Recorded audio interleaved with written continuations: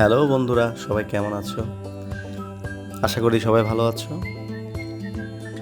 এবার পুজোয় বেড়াতে গিয়েছিলাম শ্বশুরবাড়িতে। সাথে ছিল আমার ছেলে, আমার পরিবার। তো আপনাদের মাঝে শ্বশুরবাড়িতে বেড়াতে যাওয়ার ছোট একটা ভিডিও শেয়ার করছি।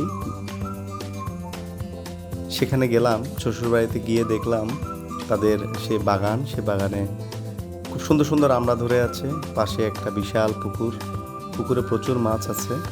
তো হঠাৎ মনে হলো যে না, আমরা পারতে হবে। দেখেন আমার শালা খালি গায়ে সে লজ্জা পেল।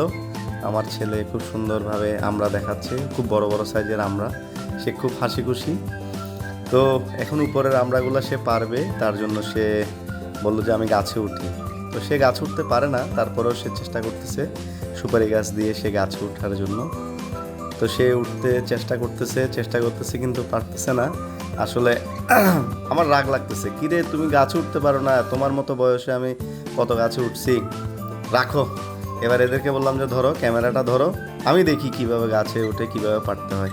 এই যে ছেলে পড়ে গেল, পারতেছে না। এর মামা তাকে উঠাইলো। আরে ভাই, আমার বাড়ি চট্টগ্রামে, গেছি নোয়াখালী। চট্টগ্রামের মানুষ গাছে উঠতে পারে না, এটা কি হয়? রাগ, আমি উঠি। অস্ত্র জমা দিছি কিন্তু ট্রেনিং তো জমা দিই নাই। এই দেখেন আমি গাছে উঠতেছি, এদেরকে বলতেছি, শালাবাবুরে বলতেছি আর আমার ছেলেরে বলতেছি, দেখ আমি গাছে উঠতে পারি। আবার গাছে উঠলাম, উঠে এই যে আমরা পারতেছি। তো এই যে থোকায় আমরা খুব সুন্দর আসলে। খাওয়ার চেয়েও আসলে আমরাগুলো দেখেই খুব লোভ লাগতেছিল যে আমরাগুলা কীভাবে পারা যায়, কীভাবে খাওয়া যায়। খুব রোদ ঝলমলে একটা দিন ছিল। তো গোসল করার আগেই বললাম যে এবার পুকুরে গোসল করব। তো গোসল করার আগেই আমরাগুলো পেরে নিলাম, এই যে নিচে রাখলাম। দেখতে পাচ্ছেন আপনারা একটা ছোট বালতিতে।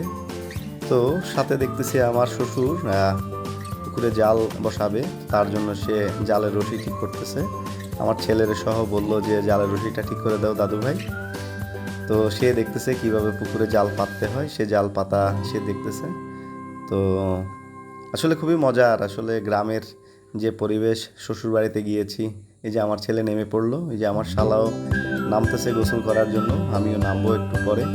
খুব সুন্দর একটা সময় কাটালাম আসলে। আর আপনারা যারা আমার এই ভিডিওটা দেখতেছেন, আপনাদেরকে অসংখ্য ধন্যবাদ আসলে আমার এই ভিডিওটা দেখার জন্য। এটা পারিবারিক একটা ব্লগ, পরিবারের ছোট ছোট বিষয়গুলো আসলে ভিডিও করলাম, তো সেগুলো আপনাদের উদ্দেশ্যেই আপলোড দিলাম। Thank you.